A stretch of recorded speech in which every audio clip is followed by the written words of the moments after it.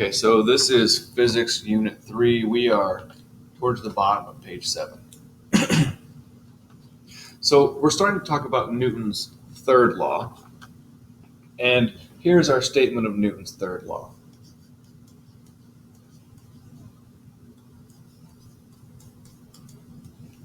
It says for every action, there is an equal and opposite reaction.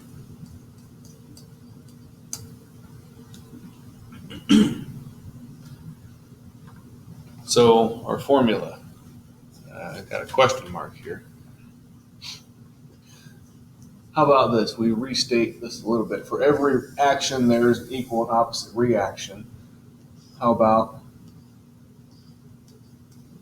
for every force, there is an equal and opposite force?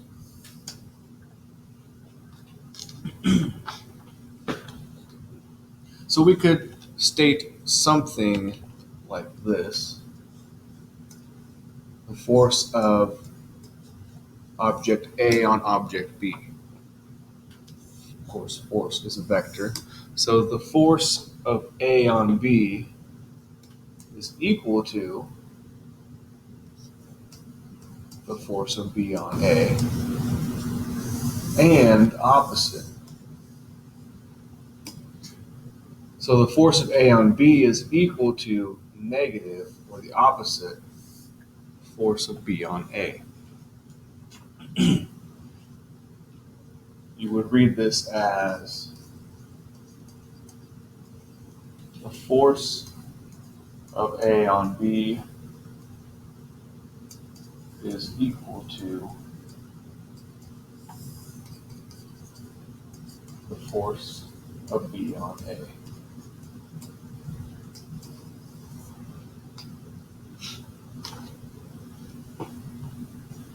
So forces always come in pairs. Two forces of a pair, they are, first off, equal in magnitude. Magnitude meaning the size of the force. They're opposite in direction.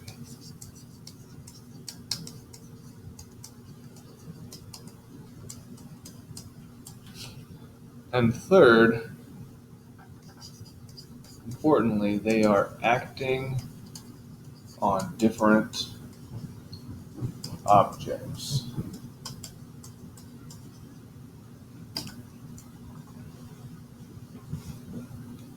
Again, we're talking about the force of object A on object B, or the force of object B on object A. So they are equal in magnitude, opposite in direction, and acting on two different objects.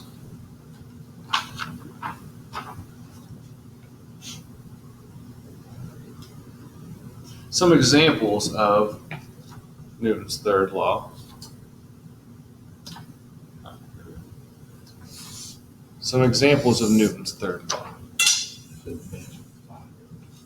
We could think of endless examples, but we've got things such as a balloon expelling air.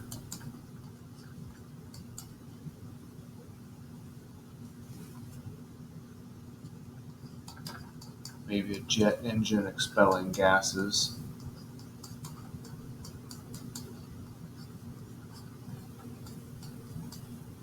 So in both of these, we have an object that is exerting a force, and its motion comes from the acceleration due to the opposite force.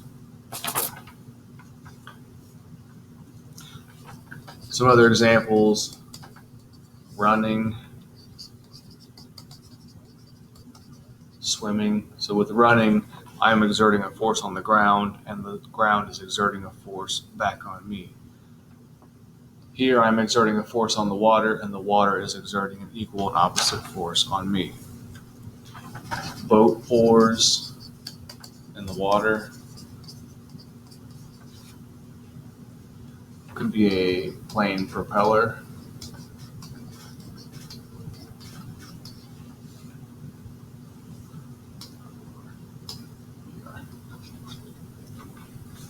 Or in a specific example, it could be the recoil of a gun.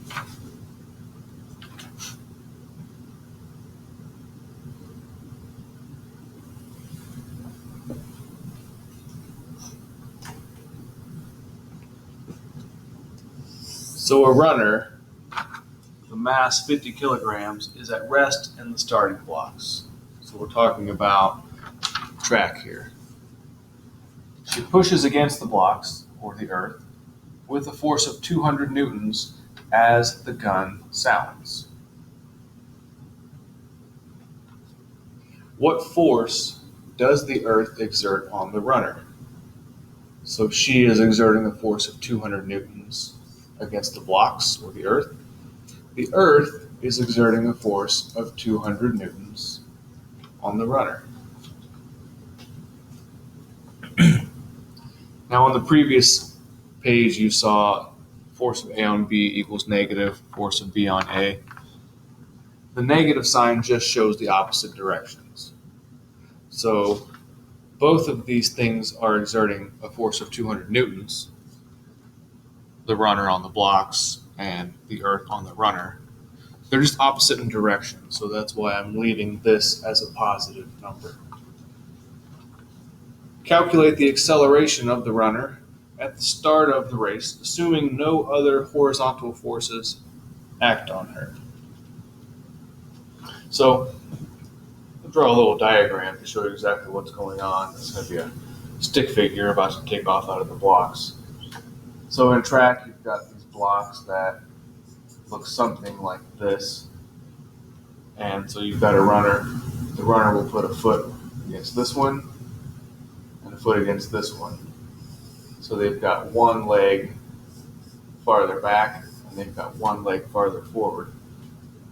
And they are in sort of this crouched position ready to run. So this is what we're looking at here. Calculate the acceleration of the runner at the start of the race. So we're looking for acceleration. We know a few things. We know the force of the runner on the ground. We know the force of the ground on the runner. We know the runner's mass. This is enough information for us to use Newton's second law to find the acceleration of the runner. So the acceleration is the net force divided by the mass. Now the net force in this situation is 200 newtons. Mass of 50 kilograms, and so we find an acceleration of 4 meters per second squared. Calculate the acceleration imparted to the earth by the runner. So every time you walk or run or jump, you are responsible for a small degree of acceleration of the earth. So to what degree is this runner accelerating the earth? So the force of the runner is accelerating herself in one direction and accelerating the earth in the opposite direction. So let's take a look. So same formula, acceleration is the net force divided by the mass.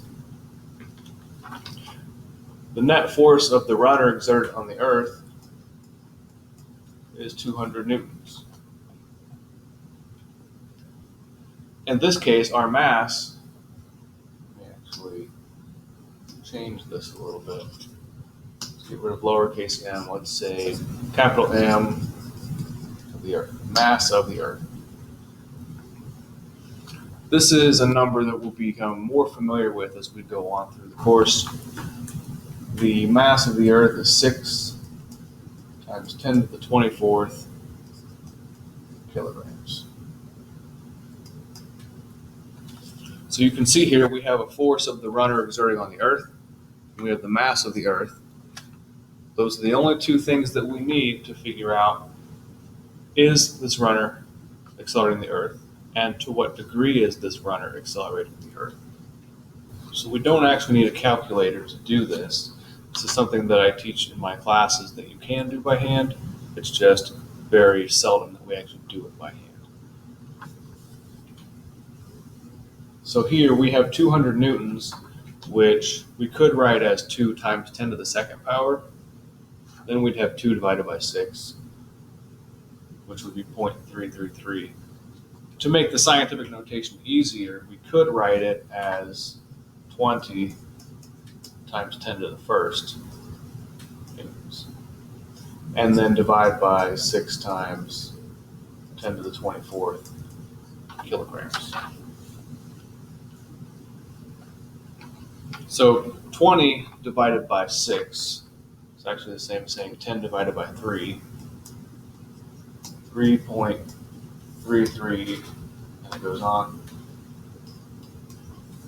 times 10, and now we have to figure out what is the exponent. When we are dividing scientific notation, it's this number on the top minus the bottom number. So 1 minus 24 is negative 23. And we're talking about meters per second squared. So this runner is accelerating the Earth at 3.33 times 10 to the negative 23rd meters per second squared. That's a very small acceleration, unnoticeable, but it is an acceleration. We are accelerating the Earth. What if everyone in the world accelerated out of the starting blocks at the same time? So here we have the number for one person. So here's the acceleration. If one person, one runner, accelerates out of the starting blocks. And then how many people are on the planet? Somewhere in the neighborhood of 7 billion. So 7 billion is 7 times 10 to the 9th power.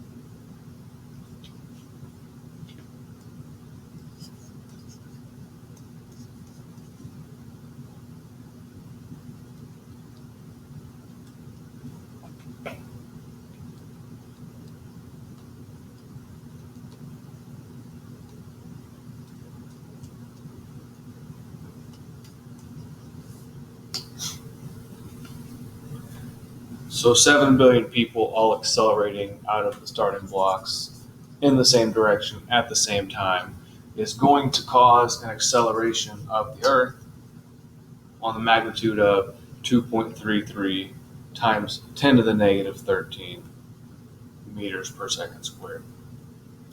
So even if we get everybody in the world starting off at the same time, is this enough to be noticeable? Is this going to change the direction of the planet? Is this going to do anything? And of course, the answer to this is no, this is really negligible. Think about gravity. Even gravity is 10 meters per second squared. So this is a very small number.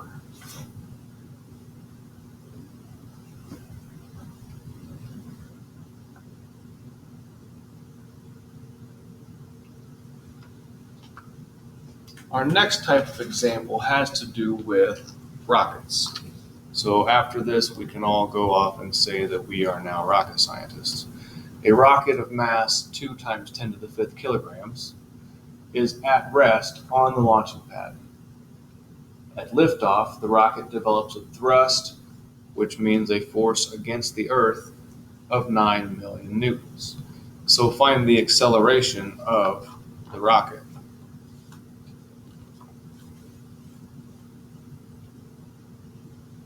So first, let's draw a force diagram just to see what's going on here. So here is a rough sketch of a rocket.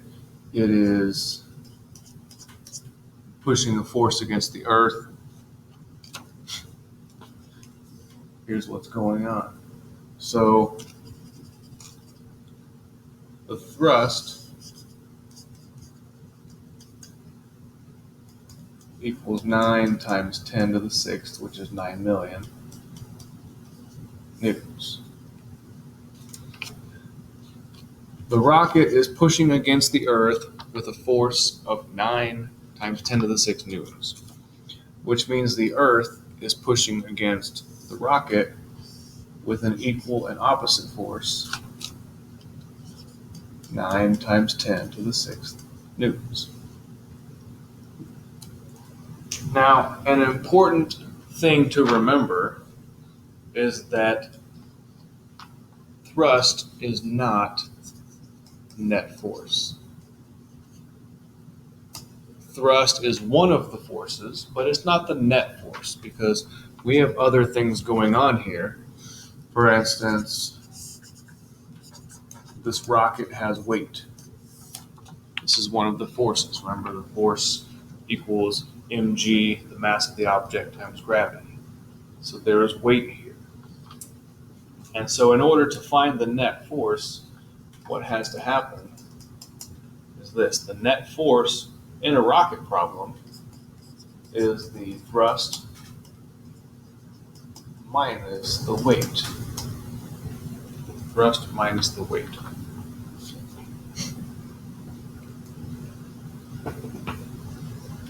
So we're looking for the acceleration of the rocket. The acceleration is the net force divided by the mass. So we decided that the net force is not the thrust, it is the thrust minus the weight. So I'll put the thrust, 9 times 10 to the 6th newtons, minus the weight, so we know the mass, 2 times 10 to the 5th kilograms, which means its weight, that's not its weight, so weight equals mg, 2 times 10 to the 5th kilograms times 10 meters per second squared, which gives us 2 times 10 to the 6th newtons, divided by the mass of the rocket, 2 times 10 to the 5th kilograms. And so we have 7 times 10 to the 6th newtons divided by 2 times 10 to the 5th kilograms. This is one that we might be able to do with a little bit of work on paper. We could do it in our heads. 7 divided by 2, and how about 70 times 10 to the 5th divided by 2 times 10 to the 5th. 70 divided by 2 is 35. 10 to the 5th, 10 to the 5th will cancel out. And so we have 35 meters per second squared. This is the acceleration. So what happens with this rocket? If a rocket develops a thrust that is less than its weight, the weight is going to win, it's going to hold it down, and the rocket will stay at rest.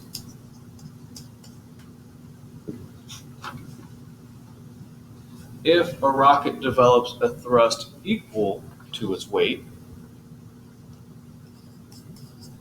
it will stay at rest, because it's not quite enough to overcome gravity.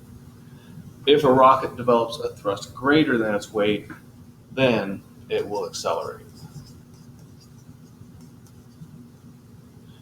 In a rocket problem, the net force equals the thrust minus the weight of the rocket. As a rocket accelerates off the pad, its acceleration increases even though the thrust remains constant. How does that happen? So using the formula, acceleration is the net force divided by the mass. And so we have thrust minus weight divided by the mass.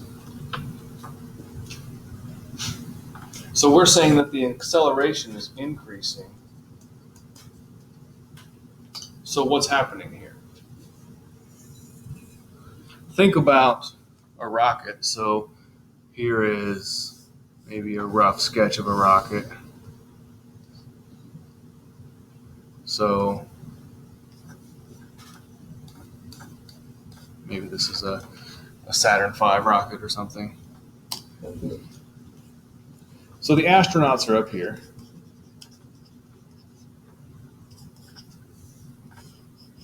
And they are in this very top portion. This is where the cabin is.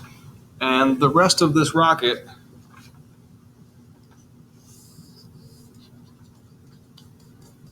is mostly fuel. So think about what's going on here. So net force divided by the mass, the thrust minus the weight divided by the mass. So the thrust, the amount of thrust is constant. It's not going to change. The weight, as we burn off this fuel, we're losing weight. So this is less.